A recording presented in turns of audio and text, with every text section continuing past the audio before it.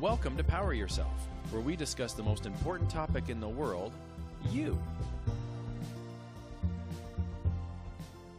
And welcome to another episode of Power Yourself. My name's Karl, and with me as always is Jillian. How's it going today, Jillian? It's going great, Karl. How about yourself? Yeah, good, thanks. I'm really excited about today's episode because we're going to be talking about something that I feel I know a little bit about, but maybe not as much as I would like to know. So I'm really interested in asking you some questions about self-love, and that's going to be the topic of today's podcast. Now, how would you define, when we talk about self-love, how would you define self-love? I would define self-love as being kind of the foundational tool of what you would build happiness upon. So first of all, the appreciation of where you are in your own journey and kind of loving yourself through all the ups and downs. Always having that appreciation for where you are in that moment and loving yourself through the thick and the thin, I would say.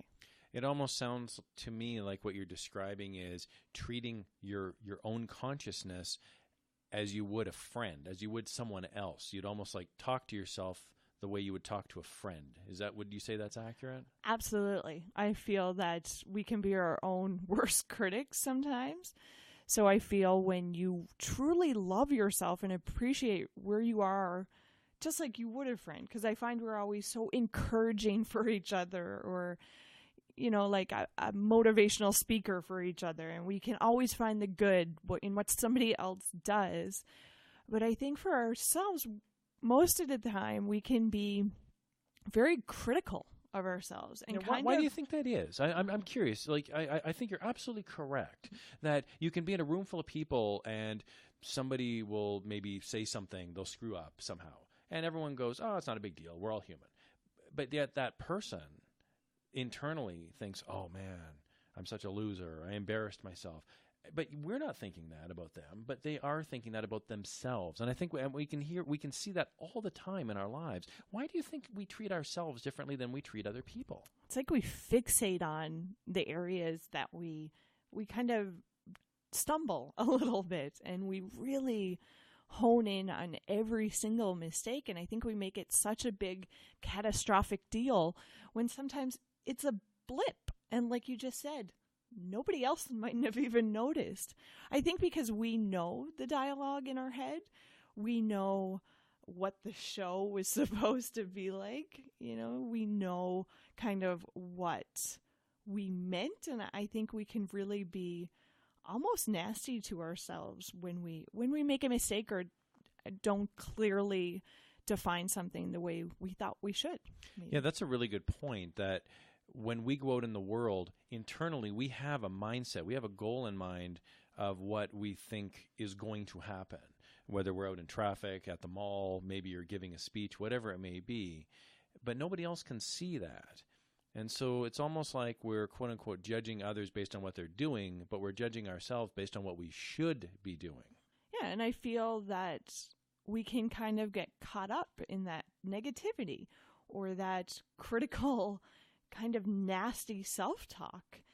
And that makes it a little bit harder to love ourselves and appreciate how hard the struggle is some days. So I feel by us taking the time to invest inward, it kind of gives you that foundational building block.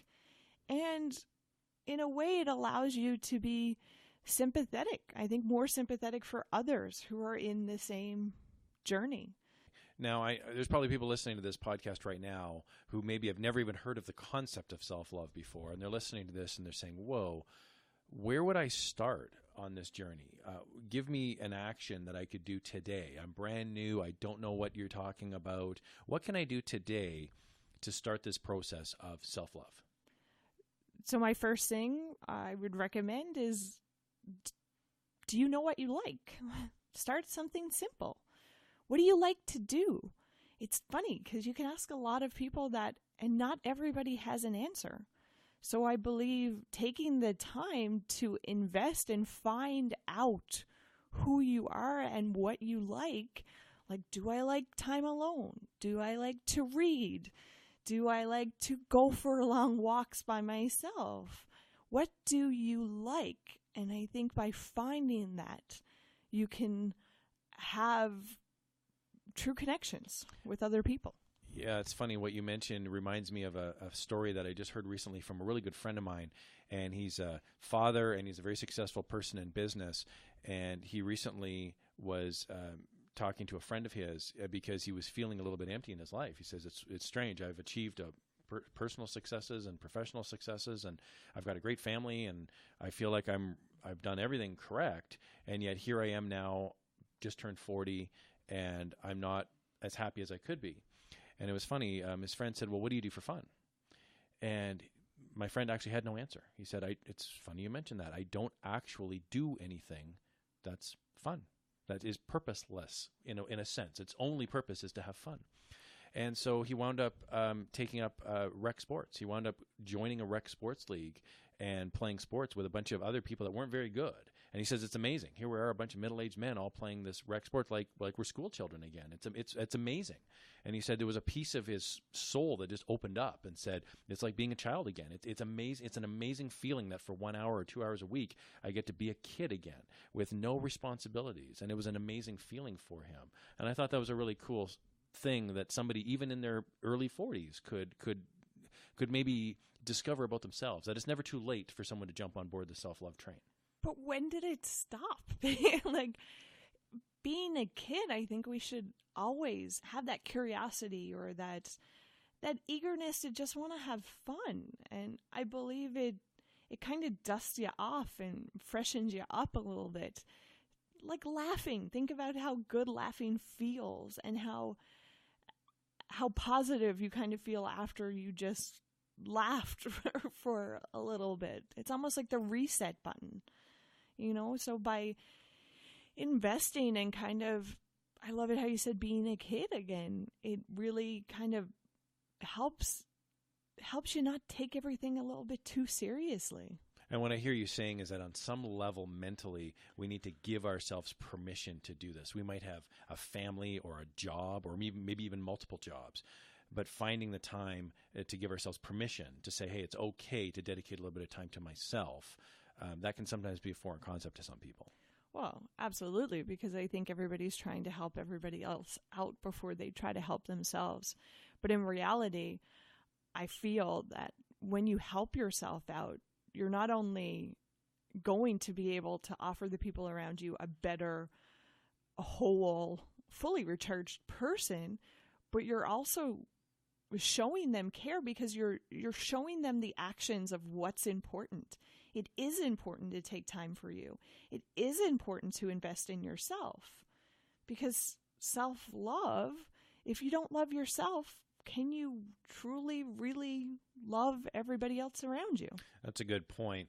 I imagine there'll be at least some people who may be listening to this, or maybe some people who want to challenge this notion of saying, what you're saying sounds very selfish, that, you should put yourself first rather than other people. And what you're saying is, yes, that's absolutely true, that in order to that the best gift we can give other people is our best selves. 100%. And to give our best selves, we need to know who ourselves actually is. So how do you go about doing that? Let's start talking now here about some of the pillars. So one of the things that we want to discuss here on this podcast are the 4 pillars. And we're not going to discuss all 4 pillars with the same weight each episode, but we have 4 pillars that we'll discuss here. We have physical, mental, emotional, and spiritual. So we'll start off with the physical pillar of health. And I think, when we hear about physical self-love, what comes to mind for myself would be exercise, and specifically not so much grueling, not fun exercise, but maybe going out and playing, maybe going out and doing something that is not only healthy, but is actually really enjoyable as well. Would you agree? Absolutely. I would say your physical, that's your actions. What are you going to do to invest in yourself? Are you going to go out and play ball, or are you going to go out and ride your bike like a kid? But those actions that we physically have to do to kind of invest in ourselves and our happiness. What is the feeling that you get personally when you go out and you spend 3-4 hours hitting the trail and going on a long bike ride? What goes through your mind as you are biking, for example? I think it's a couple of different levels for me. I think, first of all, it's pushing yourself So knowing how far you can physically push yourself, I think it's a high in a way. Knowing you could ride for 40 kilometers and feel okay the next day. And so there's a sense of pride there when you're done and you come home and you go, man, I crushed that bike ride today. There's a sense of accomplishment. Definitely. Okay. And I would say another important piece is I feel by doing like physical exercise, it allows me to be extremely present because I don't have time to think almost. I find I'm really in the moment when I'm doing physical exercise. So being out in nature and doing that, you can smell the earth almost. It sounds cheesy, but it's kind of the attitude you bring to it. It's almost like I'm choosing to take in everything around me and just be appreciative of it and kind of take in the smells or the tastes or the sensation that kind of being out in the environment kind of gives you. It's funny you mentioned that. As soon as you mentioned the nice things that you like about biking, in my mind, I immediately go to one of my favorite sports, which is golfing. And to get up early and drive out of town, and you're standing on that first tee, and the sun's just come up, and you get the dew on the grass, it's an amazing feeling, right? It's a peaceful feeling. It's a serene feeling. And it's neat that although we're talking about two drastically different sports, the feelings can be the same. It's interesting as well, too. You know, I know a lot of us will play team sports as well, football, soccer, hockey. And it's an interesting piece because there's a competitive nature to some of these sports as well. I'm a very competitive person. And so I really enjoy, and that's one of the things where I think you said at the start of the podcast, which really resonated with me, that you have to know who you are. You have to know yourself. And I know, for example, I'm a very competitive person. And so I enjoy competing, even if it means that I lose half the time or maybe more than half the time. But I enjoy competing, and that's something that gives me pleasure in my life. Being able to say, hey, I'm not just going to work out in a weight room, but I'm actually going to compete against someone else. And I think that that's neat that sometimes you can do physical sports by yourself or in a team environment as well. Absolutely. And for your competitive nature, I find I'm maybe not so much competitive with other people, but I'm super competitive with myself. Absolutely. Like if I did that trail in 20 minutes last time, you'll be sure that I kind of in the back of my head, I need to do it as quickly as I did last time. And it's neat, too. We talked about the competitive nature. Jillian, you and I went hiking this past summer, and we went up a mountain, and it was a real mountain. I mean, it was a hard hike. Every year I get older, the hike gets a little bit harder. It's a bit depressing. And it was neat because rather than being competitive, I felt like the small group that we were with, we were working in cooperation with each other. How are you feeling? Are you doing okay? Here's some water. Coming up, there's going to be this little ridge, and we were a team going up the mountain. And I thought that was a really neat way to look at activity. Rather than being a competitive sport, it was a cooperative sport. I thought that was kind of cool. Well, it's checking in with yourself. And I think it's easier to do that with other people, but the more we practice it with other people, I think the easier it becomes to do it with ourselves. So checking in. Am I feeling okay? Do I need that break? It's not the end of the world if I do. It's actually going to make me stop and appreciate what's around me for a second, and then we can continue up that mountain. And what I really like as well is one of the things that hopefully we've got a tone here going with this podcast, that everything we're describing is very active. There's a lot of actions that we're talking about, going out and biking, playing golf, going for a walk, recognizing that we need time off. And it's funny because at the start, I think some people might have thought, oh, self-love, that sounds a little lazy. It sounds like you can just sit back and everything's cool. But that's not what we're discussing at all. We're not talking about settling. We're talking about, hey, you can go ahead and push yourself, and then you can be proud of those moments. Well, it's investing. Investing is sometimes hard, but I think in yourself, my God, you're going to be with yourself for probably 90 years, hopefully. Absolutely. So you kind of want to love the person who's with you every step of the way. So I feel it's really important to find out who that is and appreciate every piece of it. Now, when you mention investing, that leads us into our next point here, which is education. So it's funny, it's not something that I would automatically think of when we talk about the physical pillar of health, but you're talking here with education about physically dedicating the time, the energy, and the resources to pursuing some sort of education. So can you talk a little bit about that? Yeah, it could be anything that you really are interested in, basically. It could be a course. maybe it's not even a course. Maybe it's a book that you want to read and you want to educate yourself around a little bit more. Whatever it is, it's kind of allowing yourself the time to do that and to read or take that course and kind of push yourself and actually do it. I think it's easy to think of the things we want to do, but it's putting them into actual actions that it's hard sometimes. So kind of supporting yourself and getting yourself to, at the end of a long day, go to that course or sign up for that course or set that money aside for that course. I find sometimes that can be a really hard challenge. Right. So when we talk about the physical pillar, it doesn't always have to be hardcore weightlifting or marathon bike riding. We could be talking about something like dedicating time and space to paint, or maybe you like to draw, or you like to write in your spare time, things that you find pleasure in that don't necessarily have an immediate payoff. It's not like you're going to write and then all of a sudden sell the book for $1 million. You might write that book and nobody might ever read it. But journaling, painting, hobbies, for example. I think hobbies can be really relaxing for a lot of people. And they're physical activities. I always thought it was neat when I remember being a kid and going over to a friend's house and their dad played with trains and had a huge train set down in the basement.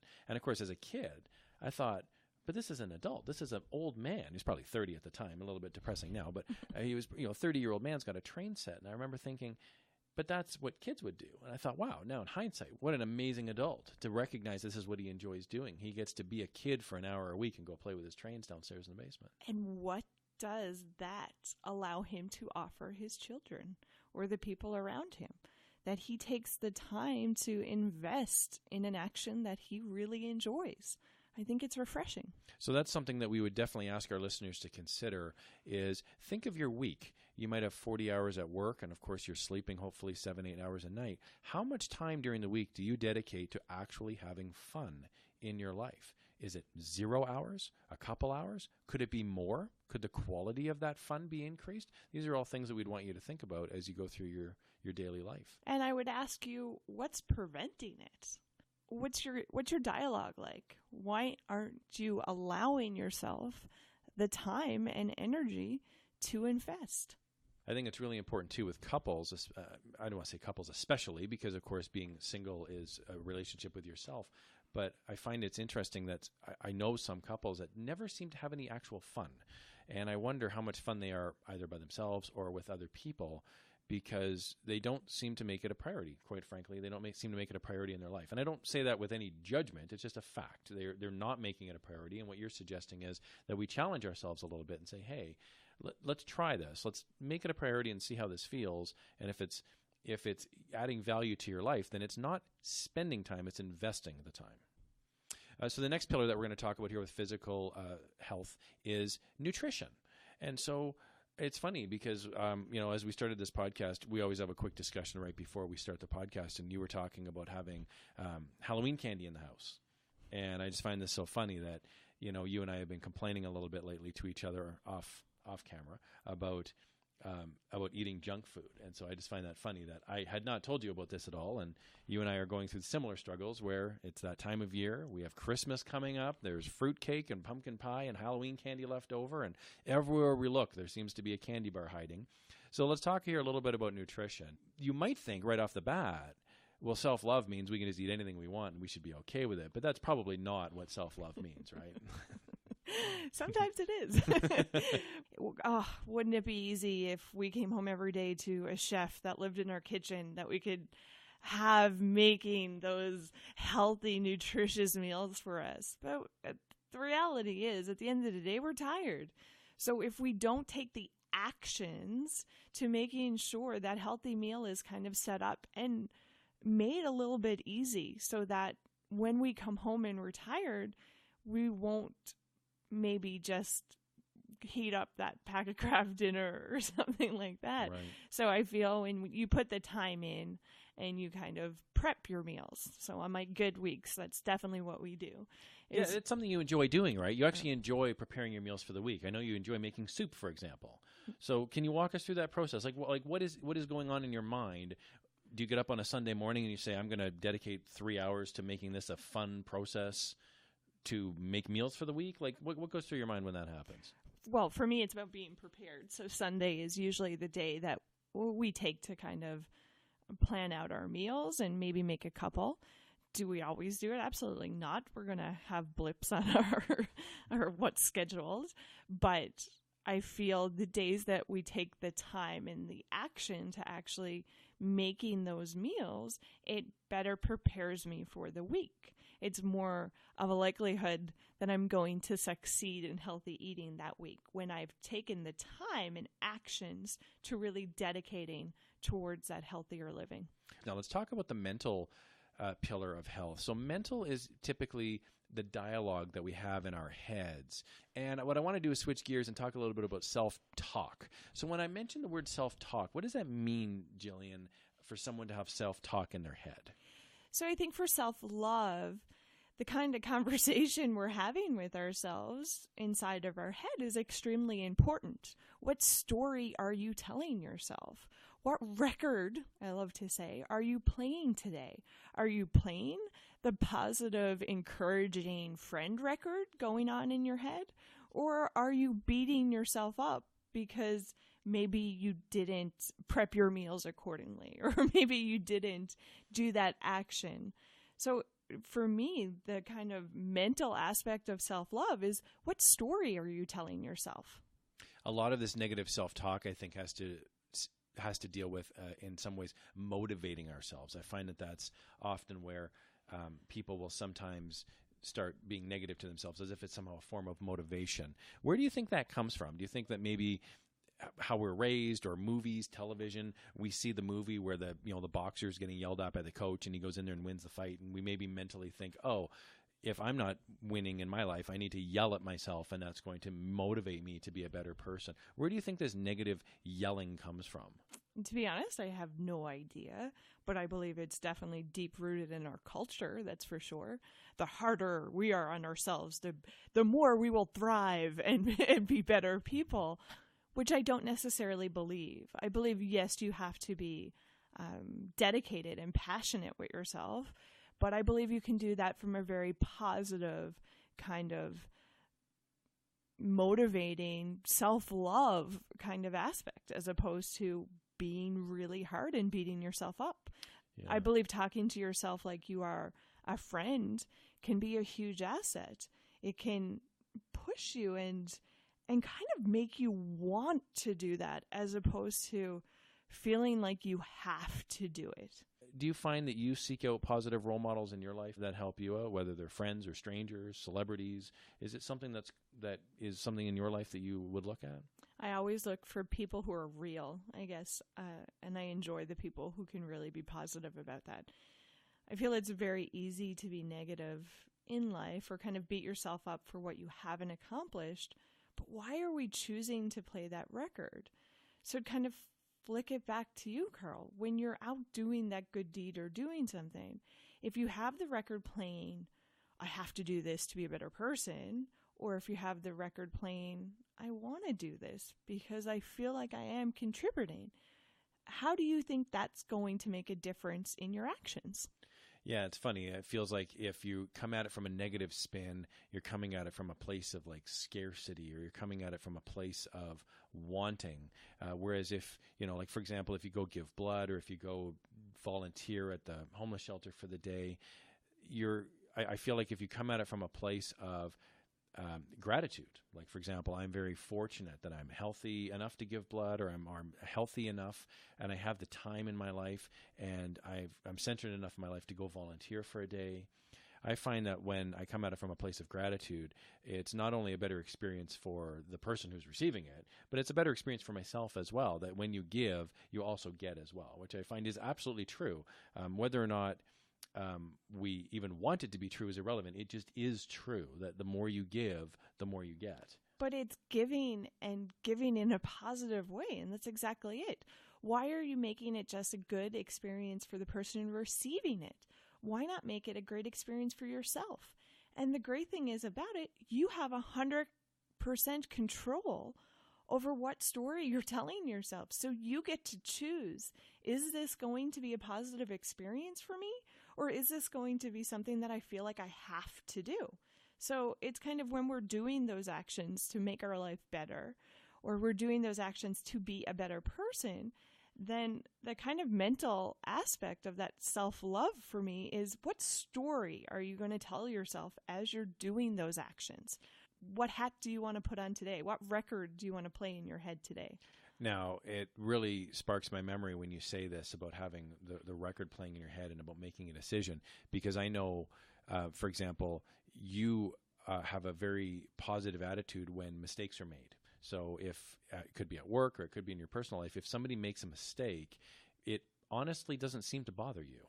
You seem to embrace it and say, well, let's make the best of it, or let's use this as a learning opportunity. What's your attitude that you would encourage people to have about when mistakes inevitably happen in someone's life? I love it how you say it's inevitably going to happen, because it is. We're humans. We're gonna make mistakes, and the people we love are going to make mistakes around us. So it's, what kind of environment are you going to create for the people around you, and what kind of environment are you going to create for yourself?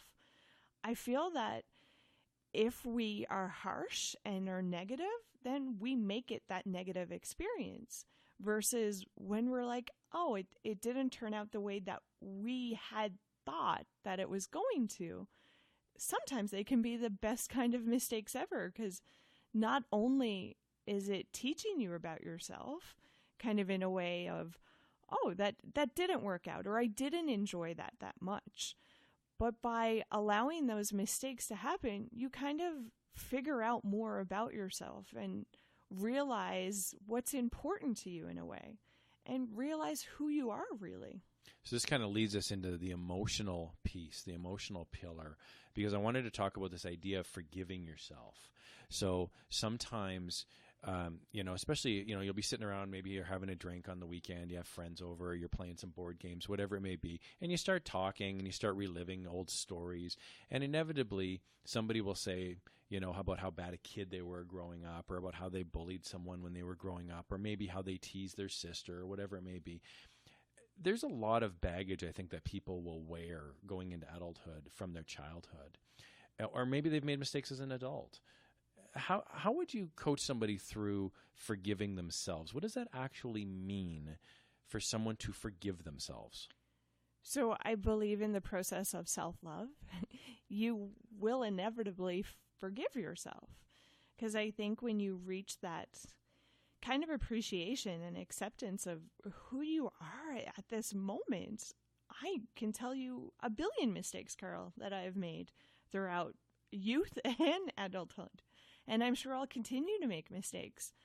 But it's about kind of appreciating the journey and the process, and realizing that nobody has it all figured out. And sometimes you need to make mistakes to kind of figure out what's important to you, or who you actually are. So by allowing ourselves and other people to make mistakes, it kind of creates a positive environment, a positive atmosphere. Well, I think that having a sense of adventure in your life, I think, plays an important role as well. It reminds me of what you're saying reminds me of a funny story where my wife and I were out driving, and I made a wrong turn. We were in a foreign town. I had no idea where I was going. We misread the map, and we wound up in a completely different neighborhood. So, of course, my immediate reaction was one of frustration. I was like, come on, this is ridiculous. This is so frustrating. The map was, designed by dummies, and this is, an awful experience. And it was funny. My wife actually had the exact opposite experience. She said, well, look, we're on vacation. We don't really have an agenda. We're here in this we got off on the wrong exit. Let's take 20 minutes and explore this area. We're never coming back here again. We're never coming back to this city in this exact neighborhood. So let's make the most of it. And it was funny. My entire attitude changed as soon as I heard that. And I went, wow, you're right. Like, it's only the values that I'm placing on it that is making it a negative experience. It doesn't have to be. And the feelings you're placing on it. So as opposed to that kind of disappointment or aggravation, by your wife kind of giving it the tone of, let's do an adventure. It changes the atmosphere. It changes the energy, and it allows you to have those positive feelings. So yeah, we all make mistakes, or we all get lost, but it's kind of what feeling are you going to associate with that? Are you going to associate, well, let's beat ourselves up, or let's kind of see where this takes us and explore it? And when did it become not okay to make mistakes? Like everybody talks about when we're young and we're learning how to walk and we fall down and we fail epically. My God, I got bumps on my head to prove how many times I fell down. But I didn't stop. I kept getting up and trying. So I think by allowing ourselves to continuously fail, like going back to how you said, I'm okay with people making mistakes around me or myself. You know, sometimes obviously better than others because I'm human.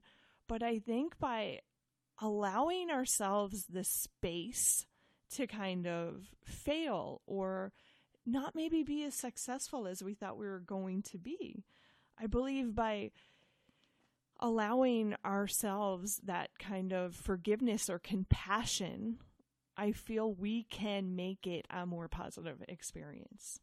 I find it fascinating in today's day and age how we're sort of programmed. Society has sort of programmed us to be automatically humble, almost super humble. So, for example, if somebody writes a screenplay or if they write a novel, they immediately will say, oh, it's not very good. Oh, you don't want to read this. It's not very good. Or they start drawing and they say, oh, this drawing's terrible. Like they almost immediately have to kind of preface it with, I'm not very good at this. As opposed to a kid will do a drawing that objectively is not that great compared to a professional artist, for example. A 5-year-old would draw with some crayon, and they're so proud of it. They say, hey, look at this. I drew Luke Skywalker, and it's like a stick man, right? But they're proud of it. And it's interesting how we kind of lose that over time. We tend to say, you know what, I've been playing, for example, I'll use myself as an example. I've been playing the drums since I was 16 years old. I've been playing for 25 years. And I will often say to people, they'll see a drum set at my house, and they'll say, oh, do you play drums? And I go, oh, yeah. And first thing I was, but I'm not very good. I'll always say that right away, and it's just fascinating. So why do you think that is? Why do you think that we always lower the expectations of what others like? Yeah, I don't know. It's fascinating to think, and the only thing I can think of maybe is that if we were to say right out of the gates, oh, yeah, I've been playing for 25 years and I'm amazing, I think it just sounds like you're a jerk. It just sounds like you're an egotistical maniac, even if you're just simply being proud of something. So it's funny because if I meet somebody who's new and and the drumming comes up, I'll mention to them, oh, yeah, I'm not very good. But when they become my friend, I will say to them, you know what, I'm actually pretty proud of myself. I did this little, I learned how to drum 3/4 time versus 4/4 time, and this took a lot of effort, and I'm pretty proud of myself. I think it's more of an intimate admission to say to someone because you're opening yourself up for criticism, and not everybody wants to do that automatically with strangers. So I think having that relationship with yourself, I'm very proud of the work that I've put in as a drummer over the last 25 years. I quite enjoy it. I find it calming, but it's very hard to be a really good drummer. And so I find that when I work really hard at it, I am proud of that work, but it's not necessarily something that I feel the need to brag about to strangers. But when we're talking about self-love, I do feel it's important for me to truly believe that I'm proud of the work that I've done. I think it's an important piece of it, and I would kind of challenge ourselves. Why do we shy away from that? Why not be proud of the effort we put in? And why not have a good feeling or a good association with the hours and the time it took to be as good as we are? I think by us being honest with ourselves and with others around us, it's going to allow a more realistic understanding of what it takes to be good at something. It's always interesting to me. Like my partner, I would say he's an amazing guitarist, and he would never say that about himself, but I think he truly is. And I know how much time and energy and practice that takes. Now, look at me, for example. I've tried to pick up guitar probably about 14 maybe times, and I've stopped because I'm like, oh, I'm not that good. I'm not good, so I'm going to stop because I can't be excellent. where did I ever get that thought process? When in reality, I think to be good at anything, we have to put in that blood, sweat, and tears. So that kind of the feeling of we're not good, so there's no need to try. Like you brought up children drawing. You have to put a lot of time and effort into being good at anything. Yeah, and I think that as we become adults, I think that there's a natural tendency for us to get slotted into different roles. You look at Dave Grohl, for example. Dave Grohl was the drummer in Nirvana, one of the most successful bands on the planet in the early 90s. And he went off and formed another band, and he was the guitar player. He said, I don't want to be the drummer anymore. I want to be the guitar player. And he's still one of the great drummers of all time, but he also plays guitar. What courage would that take to step away from the drums when everybody around him has said, well, you're the drummer? And he says, oh, no, I'll determine if I'm the drummer or if I'm the guitar player. I think that's so cool that if we can even have a little bit of that in our personal lives, man, what a successful journey. Even if we never achieve fame and fortune, but just the journey of actually trying something new, I think is so cool. We can. We're in control of it. So it's, I guess, why be comfortable all your life? Why not kind of associate that trying feeling or that not being good at something feeling and make it into a positive? Like, I think when I fail at something, I see it as an opportunity for growth. Or when I'm scared, I think I used to associate scared as not being good. I shouldn't try. And now I associate it with sky's the limit. I'm trying something new. And I allow that feeling, that nervous feeling, to now be a positive thing for me. And it drives me. So I think it's, what are you telling yourself? So it kind of, and I love it how we're talking about self-love, but you can kind of put this lens on anything. It's your physical. So it's your actions you're putting behind it. Then it's also the mental, the story you're telling yourself. And then the emotional, the feelings that you're going to allow yourself to feel for the process, whatever that process is. And that brings us to the last pillar here of health, which is our spiritual health. And what I hear you saying is that really this is a lifelong journey and that we should appreciate all of it. We should appreciate the positives. We should appreciate the mistakes. And at the end of it all, we can look back and say, you know what? It was all, in a sense, positive. Even if at the time it was a mistake or a quote-unquote failure, that we can use these as positives because we have the choice to do that in our lives. And that's it. It boils down to, Karl, you and I, Jillian, we have the choice to look at any aspect of our life the way we want to. So it basically boils down to, what story are you telling yourself? For me, you can go back and you can analyze all of the mistakes I've made. But you know what? I absolutely love where I am today. And I love the person who I am. And I would not be here without those mistakes or bumps in the roads. So I have to appreciate every single process along the journey because that has made me who I am today. And I love that. Well, that's a fantastic way here to end our podcast. We hope you enjoyed this edition of Power Yourself. We encourage you to go online to Facebook. We have a Power Yourself Facebook page. If you can like and comment, that would be great. And until next time, I'm Karl. That was Jillian. We hope you enjoyed this edition of Power Yourself. Have a great one, guys.